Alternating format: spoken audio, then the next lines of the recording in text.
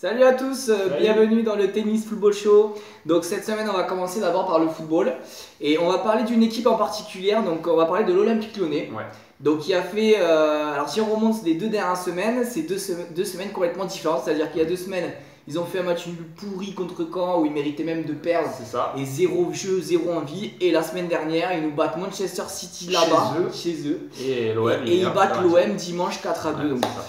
Cette équipe, bon, moi je l'avais dit dans une précédente vidéo, qu'elle pouvait concurrencer le PSG. C'est vrai. Voilà. Alors, en fait, le début de saison, on avait complètement gâché cette prédiction, on va dire. Bien sûr. Et puis là, en une semaine, ils ont prouvé que c'était possible.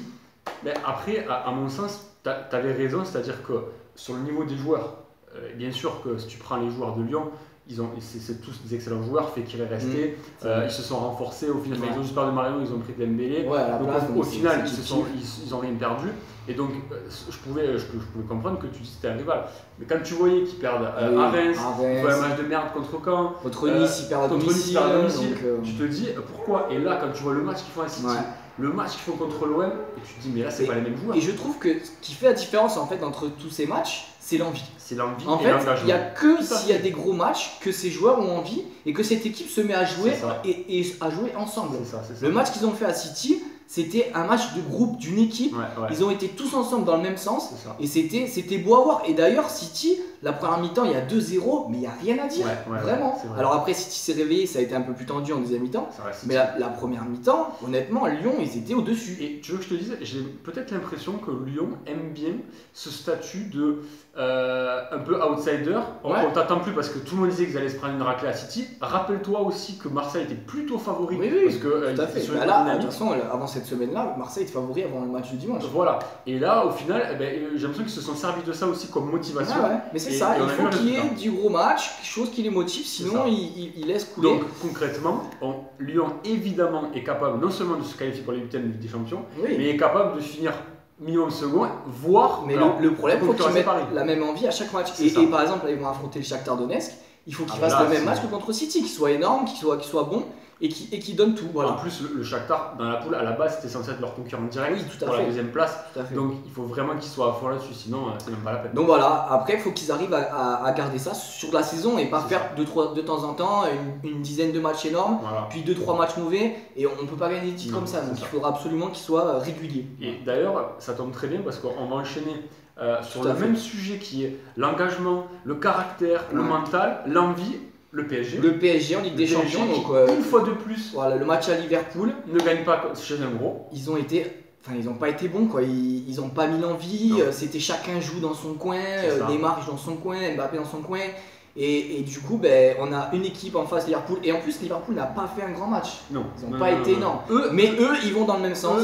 Ils se battent tous pour le même maillot. C'est ça. C'est-à-dire que eux, même si ils sont pas forcément en pleine forme, tout ce que tu veux, eux, dans l'engagement, ils sont à 2%. C'est sûr. Donc ça, tu sais ils se battront jusqu'à la dernière minute. D'ailleurs, c'est ce qui s'est passé.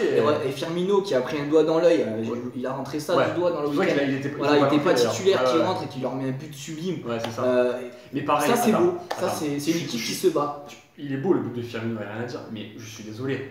Jamais il doit marquer ce but. Non. Il leur fait, je suis désolé, comme dirait Da Fonseca, il leur fait l'amour. Ah oui, à toute la défense, donc, et alors que le mec il est censé ne rien voir. C'est ça qui est drôle dans l'histoire. Donc voilà, il faudrait que le PSG mette le même engagement que Liverpool et que d'autres équipes. On regarde la Ligue des Champions, il y a des équipes, juste Galatasaray. Galatasaray, ils avaient un match qui était dans leur groupe, c'était un match où ils affrontaient le Lokomotiv Moscou, c'est pas une grosse équipe. Mais les mecs, j'ai vu, ils donnaient tout, ils se donnaient à fond pour leur public, ils mettaient tout, de l'envie et tout. 3-0, voilà. Ils n'ont pas été forcément meilleurs que le Lokomotiv, mais ils ont mis l'envie et ça, dans le foot, c'est hyper important.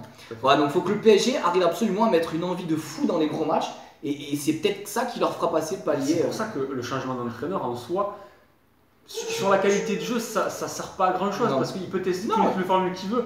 Tant que Neymar il marchera et qu'il fera pas défensif, même Mbappé d'ailleurs, parce qu'il a aussi été assez individualiste sur le coup. Et puis attends, aussi, il y a un problème au milieu de terrain à Paris. Oui, là, ils ont manqué quelque chose au mercato. Exactement, parce que quand tu gardes un mec comme Rabiot, alors ok, Rabiot il est technique, tout ce que tu veux, mais lui, c'est pas un 6. Lui, il va pas mettre de coups. Dès qu'il fait froid, il veut pas jouer. C'est ça, il en aura marre. Voilà, Verratti tout le temps blessé. Il faut qu'il recrute au mercato, parce que sinon, bon. Après, rien n'est perdu, hein. Ils peuvent se qualifier. Oui, tout à fait, mais il faut qu'ils mettent l'envie dans les gros matchs. Voilà, oui. Parce qu'on rappelle une stat, c'est que depuis que les Qataris sont arrivés, ils ont gagné qu'un seul match chez un gros, c'était à Chelsea. Et sinon, c'est des nuls matchs, voilà, des nuls, des défaites. Ils se sont pris des valises à Barcelone, ils ont perdu au Real, ils ont perdu à. Enfin, bref. Donc il faut qu'ils mettent cette envie et qu'ils jouent en équipe pour que ça marche. C'est ça. Alors, on va enchaîner avec un sujet récurrent dans le TFS. C'est le sujet de la VAR, ou le VAR, je sais pas comment dire. Voilà, la vidéo. La vidéo. Donc il s'est passé une chose à Lyon-Marseille dimanche. Donc c'est le penalty de Lyon qui a été accordé. Alors il y a une faute sur Traoré dans la surface. Le jeu se poursuit parce que M. Turpin l'a pas vu, l'arbitre. Et puis 1 minute 30 environ après, hop, il arrête le jeu et il va voir, il siffle penalty. Bon, il y avait penalty, donc ok, très bien. Alors le truc que je pose sur la table, c'est si Marseille avait marqué dans ces 1 minute 30, ce qui est largement possible parce qu'une contre-attaque ça dure 10 secondes. Donc 1 minute 30 c'est très très long. Tout à fait. Si Marseille marque, qu'est-ce qu'on fait ? On fait quoi ? On annule le but alors que c'était dans l'action, dans le jeu et l'arbitre n'avait pas vu. Donc ça c'est les bases du football en fait. En fait là tu pointes du doigt le problème essentiel, c'est-à-dire l'arbitre doit-il siffler immédiatement pour consulter la vidéo ? Et voilà. Ou peut-il attendre ? Parce que là concrètement il a attendu 1 minute 30. Il a laissé le jeu, il aurait pu se passer n'importe quoi, ou même un carton rouge, une agression. Exactement. Une agression, il lui pète la jambe. Exactement. Carton rouge. Ben ouais mais attends, le jeu aurait dû être arrêté, donc est-ce qu'on lui met le carton rouge ? Eh ouais mais il a pété la jambe.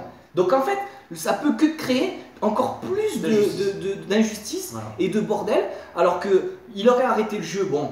On attend 1 minute 30, donc il siffle penalty. Mais là, le jeu se poursuit, il peut se passer n'importe quoi. Voilà. Et on peut aller encore plus loin. Imaginez une fin de saison. Le titre se joue sur le dernier match. Une action pareille, un penalty que l'arbitre n'a pas vu, et l'équipe qui joue le titre marque le but, et on enlève le but pour revenir au penalty. Le scandale que ça va faire. Et comme tu dis, c'est sûr que la VAR, ça va créer de plus en plus de problèmes, et ça va rien arranger en fait. Donc, pour moi, il faudrait remettre comme avant. En Angleterre, ils l'ont pas mis d'ailleurs. Le championnat anglais qui est censé être le plus grand du monde. En Ligue des Champions, elle n'est pas appliquée non plus. Donc comme par hasard, ces grandes compétitions, ils la mettent pas pour l'instant. Moi, je dis qu'il faudrait peut-être se poser des questions. Déjà, c'était en Italie l'année dernière, j'ai vu plein de matchs avec des trucs bizarres. Donc, pour moi, il faut enlever ça. Il faut revenir comme avant. Alors, il y aura des erreurs d'arbitrage, et il faut l'accepter. C'est le football, ça fait partie du jeu. Et puis, c'est tout. Voilà. Allez, on se quitte pour le foot et rendez-vous dans la deuxième partie pour le tennis. À de suite.